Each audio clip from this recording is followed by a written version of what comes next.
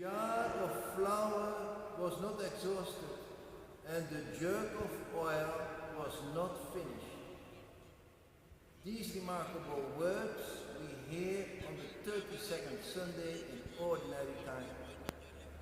To keep on using and to keep on giving without finishing your means sounds incredible. But it's not that what we believe in.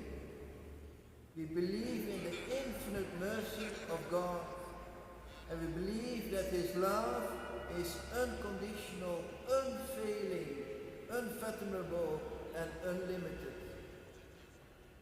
And what is more, we believe in life eternal. As such, we are not far from the flour and the oil which did not exhaust. But what does it serve us, tell the Scriptures, if we gain the whole world and if we lose our soul? And indeed, if we believe in life eternal, the subject is our soul and the resurrected body. The Scriptures further tells us that there are many rooms in the house of our Father. But how close your room will be to that of the Lord further depends on how you live your life now. It depends on your trust in the Lord our God. The widow who put 2 coins in the collection box gave all she had to live on. Could she have done this without trust in God our Father? Truly, God takes care of His own, especially widows and orphans. As for the others who gave out of their abundance, God might still give them an opportunity of losing their dependence on the material assets and making them to put their trust in God. After all, God is the potter and we are the clay. The potter molds, squeezes, presses and reshapes in the way he thinks is best. Likewise, God molds us to prepare us for a room not just close to His room, but even to become united with Him. And so we might cry about houses completely burned down in wildfires, about properties taken up in the air through tornadoes, or about economic turn down and hardships in our own country. But is all that not reshaping us? Does that not help us to acknowledge our Lord and God and to surrender to Him? Piously we said after receiving Holy Communion, all I have is yours. Yours I am and yours I want to be. Do with me whatever you want. It might be now that the time has come for you to truly live it.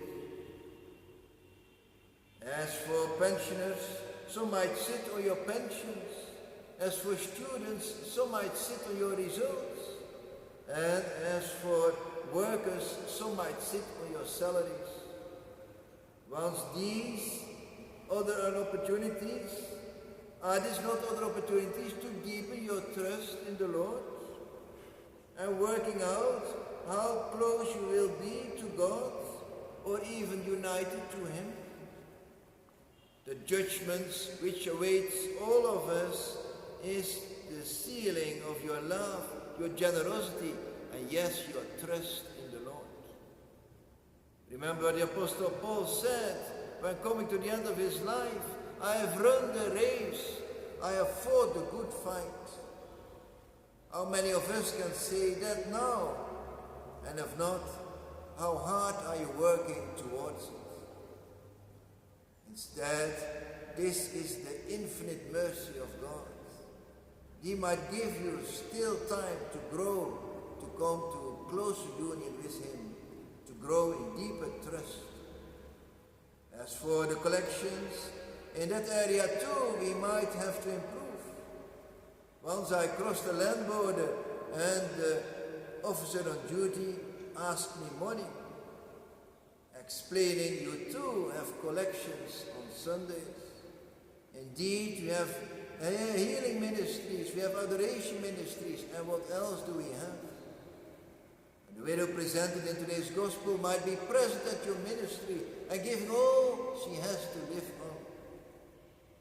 It is easy to criticize the officer on duty, but here we too have to be critical to ourselves. We are all weak, as such we all have to grow from ego to others, from selfishness to selfless giving. Once again, this is the time to grow closer to the Lord, to go deeper, to grow deeper in trust in Him.